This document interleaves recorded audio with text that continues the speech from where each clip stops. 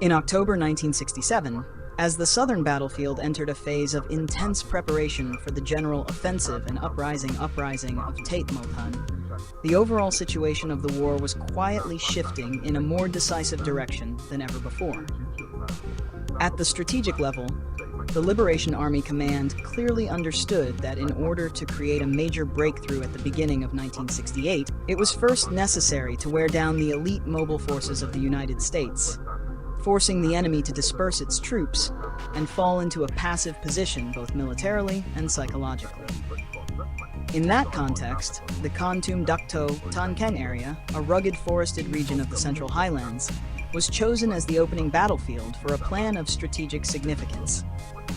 This was not a battle aimed at seizing territory or achieving an immediate victory, but rather a carefully calculated lure campaign with the key objective of drawing U.S. forces away from urban centers and major bases. At that time, the United States was pursuing a search and destroy strategy, placing great confidence in air mobile units, especially elite airborne brigades. The Liberation Army sought to strike precisely at that point of confidence, forcing the enemy to commit its strongest forces deep into the forests and mountains, where terrain, climate, and battlefield conditions were all unfavorable. The Dakto Tonkin region, with its deciduous forests, high mountains, deep streams, and limited visibility, was an ideal environment for deploying a people's war posture, combining maneuver warfare and ambush. Here, every trail, every mountainside, every hilltop could become a link in a battle network prepared in advance. The objective of the campaign was not only to inflict casualties on the enemy, but more importantly to disrupt formations, erode combat morale, and force the United States to adjust its strategy and disperse its forces on the eve of Tate Motan. Therefore, the Dakto campaign was not merely a large battle, but a strategic move within the overall plan for the entire South. Success here, even without loud proclamations, would create a chain reaction, weakening U.S. mobile forces, delivering a psychological shock, and opening the way for decisive offensives that would follow.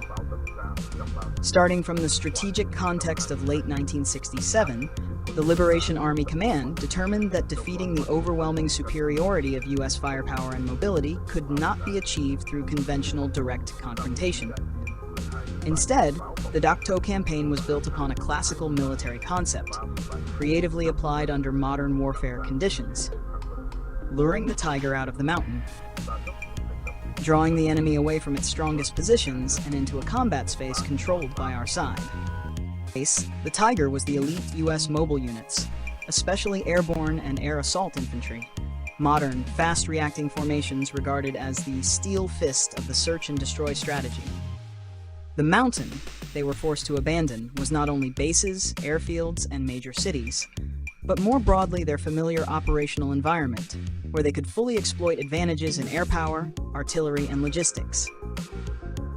Once drawn deep into the Central Highlands forests, those advantages gradually lost their effectiveness. The core idea of the campaign was to create a sequence of controlled provocations, strong enough to compel a U.S. response, yet not so large as to reveal the entire strategic intent. Hilltops, forward outposts, and small-scale artillery attacks were used as bait, leading the enemy to believe they held the initiative and that reinforcing their forces would be sufficient to crush the Liberation Army. In reality, every step forward by U.S. troops had been calculated to draw them farther from their rear bases, into difficult terrain, and into increasingly stretched formations. When the Tiger had left the mountain and become absorbed in pursuit, the real battlefield configuration gradually closed in. Areas that seemed remote and anonymous in the vast Central Highlands were transformed into a giant trap where U.S. forces were compelled to fight under comprehensively unfavorable conditions.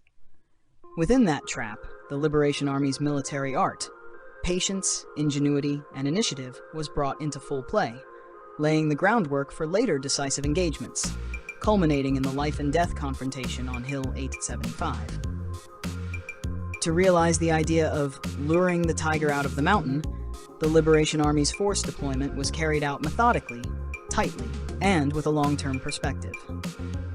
This was not a massive troop concentration that would easily be exposed, but a layered formation with clear roles, in which each unit performed a specific function, linked together like components of a pre-programmed war machine. At the core of the campaign was the Main Force 1st Division, one of the most elite Liberation Army units on the Central Highlands battlefield. Within this formation, Regiments 66 and 320 were tasked with acting as mobile and feint forces, continuously appearing, engaging the enemy, fighting small but firm actions, forcing U.S. troops to pursue and push ever deeper into rugged forest terrain. At the same time, Independent Regiment 24 and local forces were assigned to hold positions and conduct harassing fire, maintaining constant pressure on enemy bases and defensive lines, creating the sense of a hot spot that could not be ignored. At the deepest layer of the formation was Regiment 174, designated as the key main force for the decisive battle. Unlike other units, this regiment was kept under maximum secrecy, moving silently, digging fortifications, and occupying key hilltops around Hill 875. For a long period, this force effectively remained hidden, revealing no signs of its presence, waiting until the enemy was bogged down and exhausted before delivering the decisive blow. This deployment clearly reflected a mindset that placed battlefield posture at the center and coordination as the source of strength. No regiment fought alone. Every advance or withdrawal by one unit was linked to the mission of another. It was precisely this flexible yet unified division of roles that transformed the Dakto Ton Ken forests into a complete battlefield system, where U.S. forces, no matter how numerous or powerful, were gradually guided step by step into a pre-laid trap. After the battlefield posture and forces had been fully deployed, the first step to activate the entire campaign was the initial lure. This was considered a critical phase. If the bait was too weak, the enemy would not respond. If too strong, the strategic intent risked being exposed prematurely. Therefore, the Liberation Army Command chose a method of attack that was sharp enough and painful enough, compelling U.S. forces to voluntarily enter the game printf. This task was assigned to Battalion 6 of Independent Regiment 24, a unit experienced in holding ground and operating in the Central Highlands forest terrain. The battalion was ordered to occupy hilltops southwest of Tonkin, an area sensitive to the U.S. defensive system. There, an additional mountain artillery company and recoilless rifle teams were reinforced, conducting selective bombardments against Tonkin airfield and key enemy logistical positions. These attacks were not intended for immediate destruction, but they had significant psychological and tactical effects. Tonkin Airfield was a vital link in the U.S. air supply chain in the northern Central Highlands. Continuous shelling disrupted takeoffs and landings, forcing U.S. high commanders to regard the Dakto Tonkin area as a hotspot requiring urgent action. In U.S. operational thinking, a hotspot meant deploying elite mobile forces to counterattack and clear the area, precisely the reaction the Liberation Army was waiting for. The effectiveness of the lure lay not only in firepower, but in restraint. Battalion 6 held its ground tenaciously, fighting while maintaining positions, not expanding the scale of engagements, giving the enemy the impression that they were facing a moderate force that could be quickly eliminated with and firepower. This sense of manageable scale convinced U.S. forces that pushing deeper into the forest was only a matter of time. When the first helicopters roared over the skies of Dakto, carrying U.S. paratroopers onto hilltops, the initial lure had fulfilled its historic mission. From that moment on, the campaign ceased to be a series of isolated harassing fires and became a strategic confrontation, as U.S.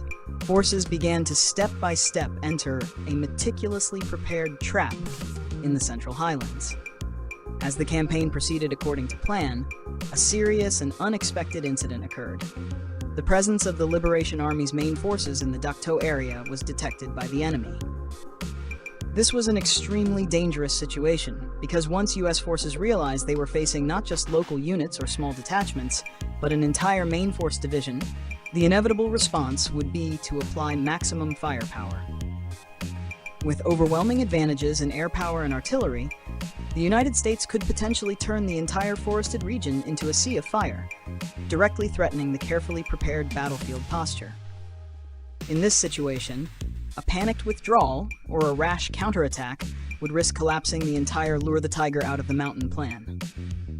Therefore, the campaign command chose a decisive yet remarkably calm response, holding the posture, accepting the punishment of enemy fire, while quickly adjusting force deployment.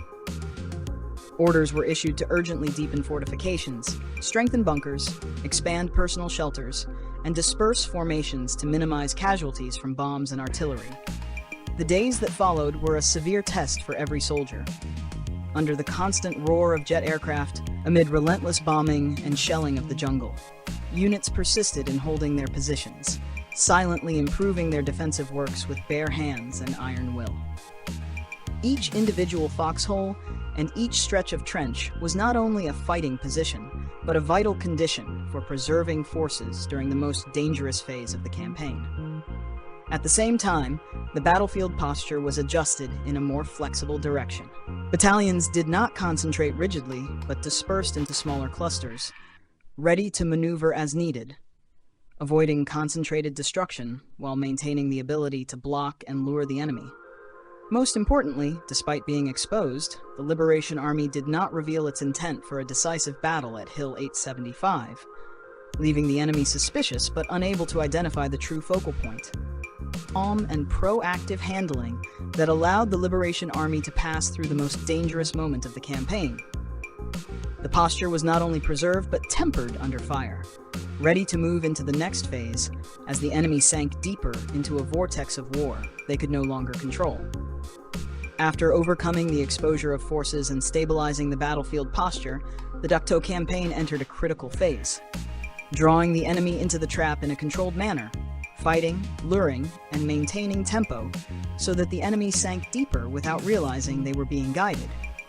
From November 4th to November 14, 1967, the entire Ngokkom-lit forested area became a continuous maneuver battlefield, where every clash was a link in a larger plan.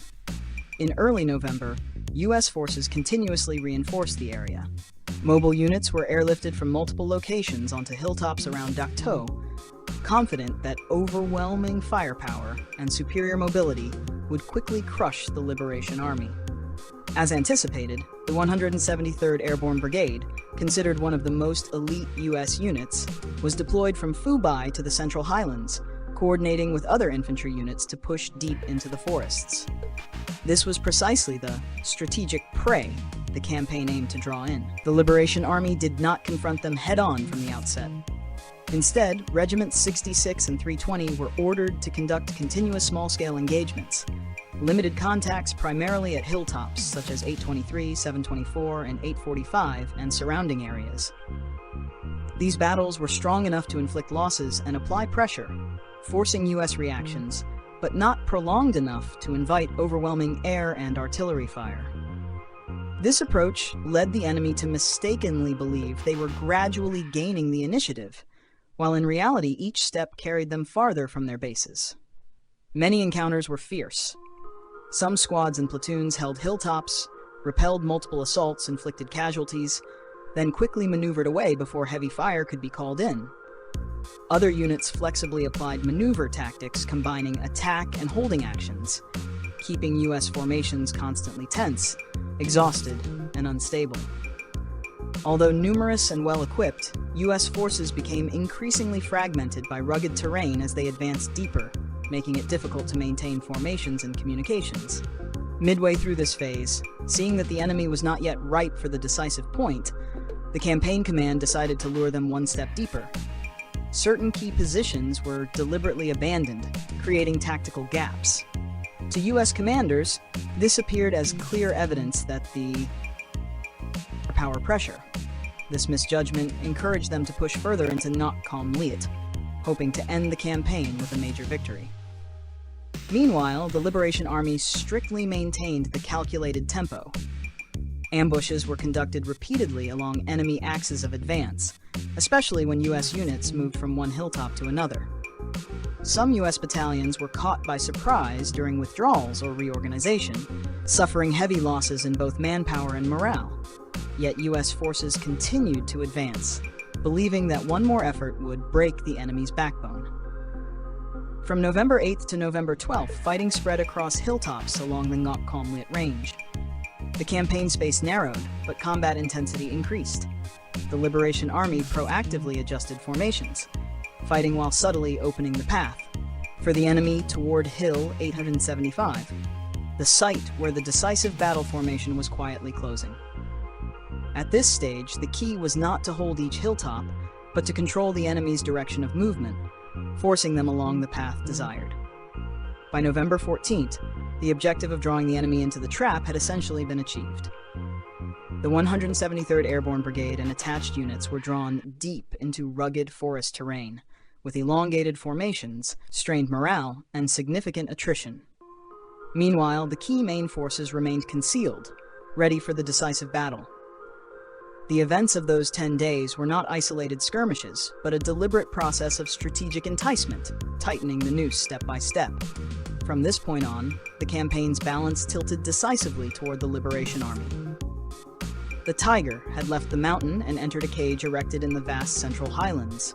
Ahead of U.S. strike forces lay Hill 875, where all calculations and illusions of absolute power would soon be paid for in one of their fiercest battles of 1967. When the phase of drawing the enemy into the trap was complete, the Dak To campaign entered its decisive moment, closing the ring at the decisive point, Hill 875. Here, the entire concept of luring the tiger out of the mountain was transformed into concrete military action, as days of enticement converged on a single focal point. Hill 875, once an anonymous elevation in the Central Highlands jungle, became the heart of the battlefield, where the fate of the entire campaign would be decided.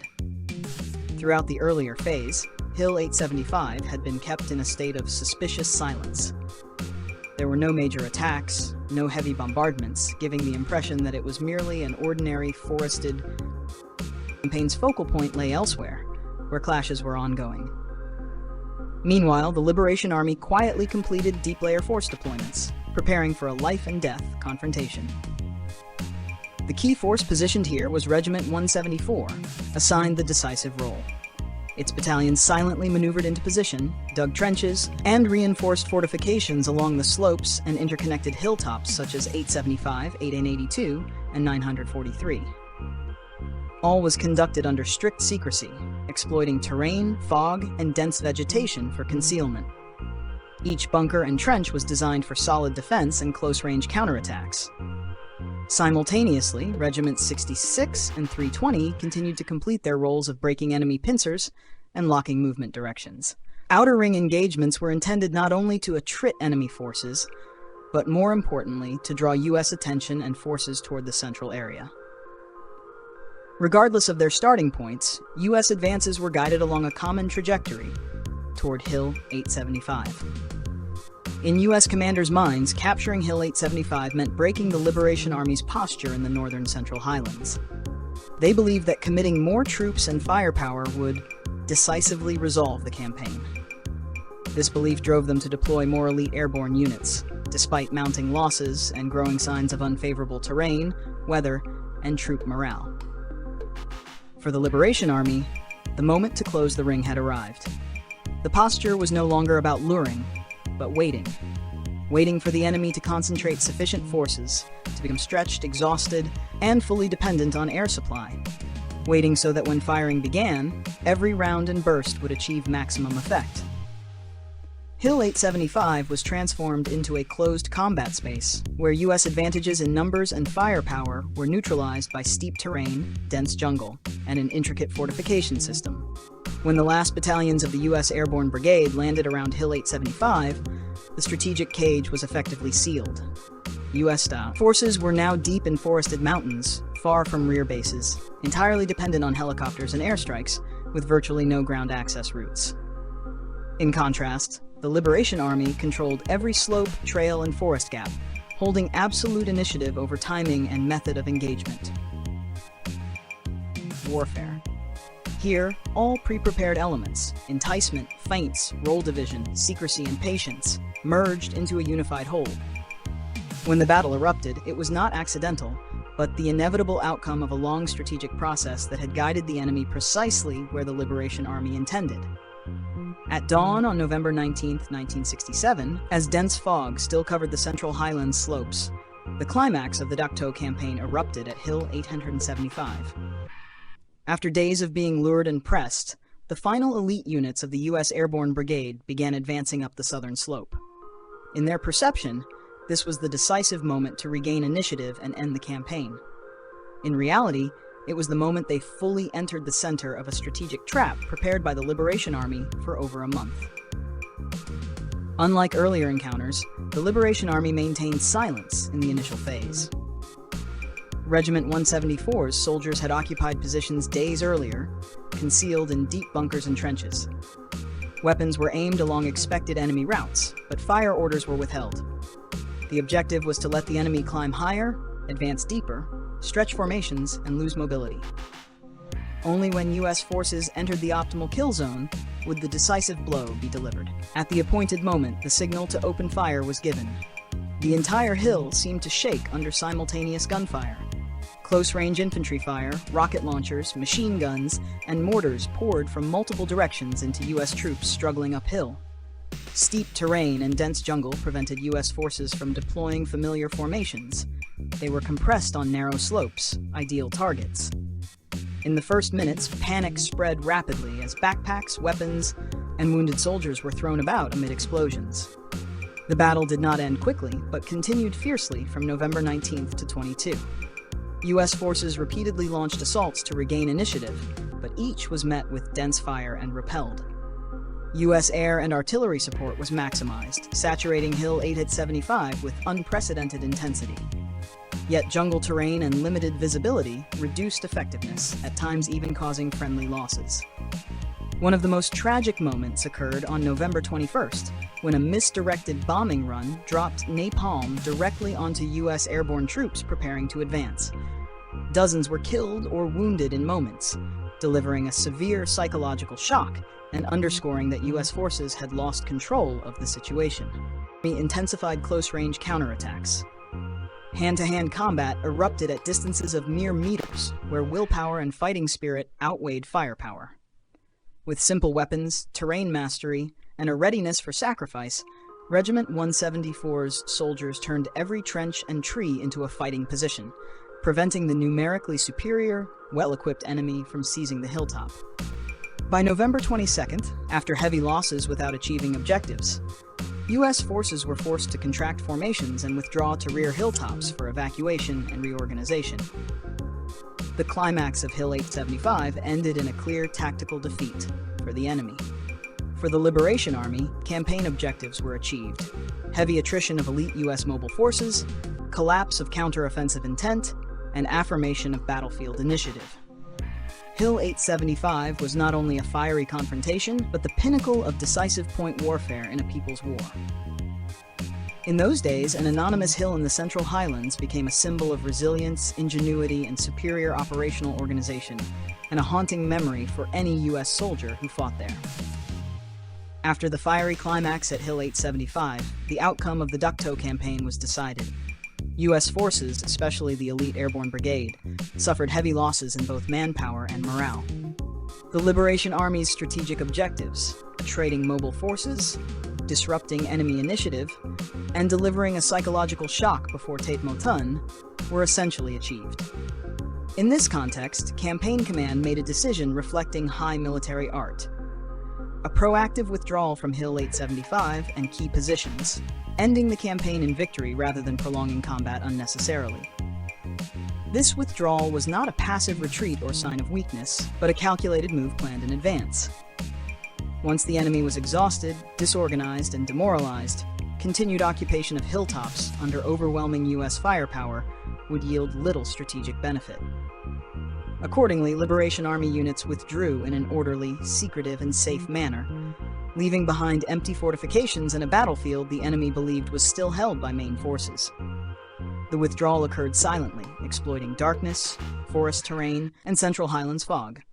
Units departed Hill 875 sequentially, maneuvering to prepared positions and preserving most combat strength.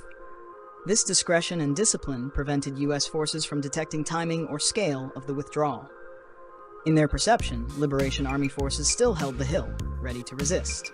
launched massive bombardments. Strategic bombers, artillery, and tactical aircraft poured ordnance onto Hill 875 and surrounding areas, hoping to destroy Liberation Army main forces. Yet bombs fell on empty fortifications and devastated forests, while the main forces had already withdrawn safely hours or even days earlier. Operationally, the proactive withdrawal closed the Dak To campaign exactly as intended, fighting when necessary and stopping once sufficient victory was achieved. U.S. forces failed to destroy Liberation Army main forces and suffered heavy losses, forcing reconsideration of maintaining large forces in the Central Highlands. The 173rd Airborne Brigade, once a symbol of U.S. mobility, no longer retained its former role and was withdrawn shortly thereafter. Ending the campaign with a proactive withdrawal clearly demonstrated the Liberation Army's strategic initiative. Victory was not measured by holding a hill or territory, but by exhausting the enemy, disorienting them, and forcing a costly price for every move. This conclusion elevated the Dak To campaign from a fierce battle to a classic lesson in how to end a campaign in victory, leaving a deep mark in the history of the Vietnam War. According to the transcript, the Dak To Tan Ken campaign, particularly the decisive battle at Hill 875, inflicted consequences on the U.S. military far beyond a typical tactical defeat.